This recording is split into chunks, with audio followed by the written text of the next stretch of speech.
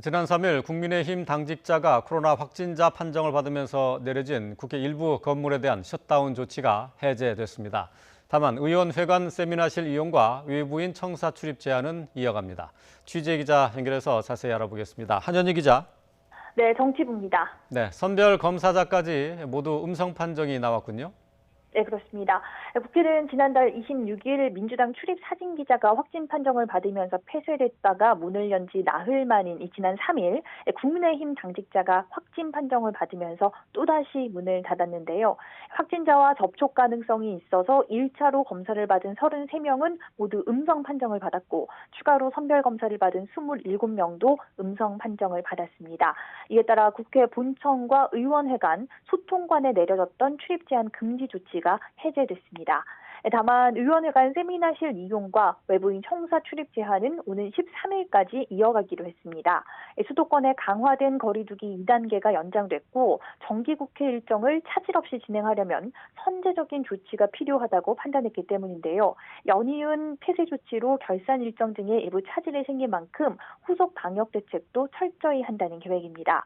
국회는 월요일 민주당 교섭단체 대표 연설을 비롯해서 상임위원회 등 미뤄뒀던 일정을 정상화합니다.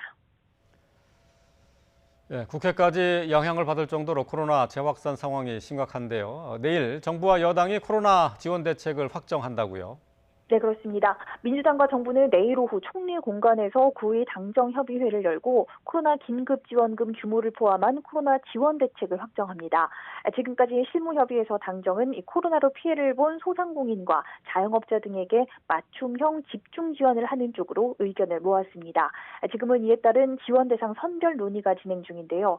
코로나 상황이 지난 2월부터 지속됐고 그 사이 정부가 여러 방식으로 피해 지원을 하면서 쌓인 자료가 있는 만큼 대상 선별에 많은 시간이 소요되지는 않는다는 게 민주당 설명입니다. 일단 당정은 중소벤처기업부 등의 융자 기록과 휴폐업 자료를 활용해서 정부의 집합금지 명령 등으로 타격이 심한 소상공인을 우선 선별하고요.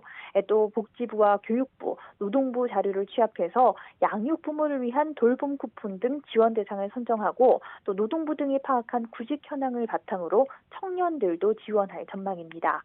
당정은 내일 고위 당정협의회 전까지 대상 선정을 마무리하고 추석 전에 긴급 지원에 나서는 것을 목표로 하고 있는데요. 제1야당인 국민의힘도 오늘 추석이 다가오는 만큼 2차 재난지원금 지급이 시급하고 또 당정은 비상한 각오로 조속히 4차 추경 편성에 나서야 한다는 메시지를 낸 만큼 큰 이견은 없을 것으로 기대하고 있습니다. 지금까지 정치부에서 YTN 한현입니다.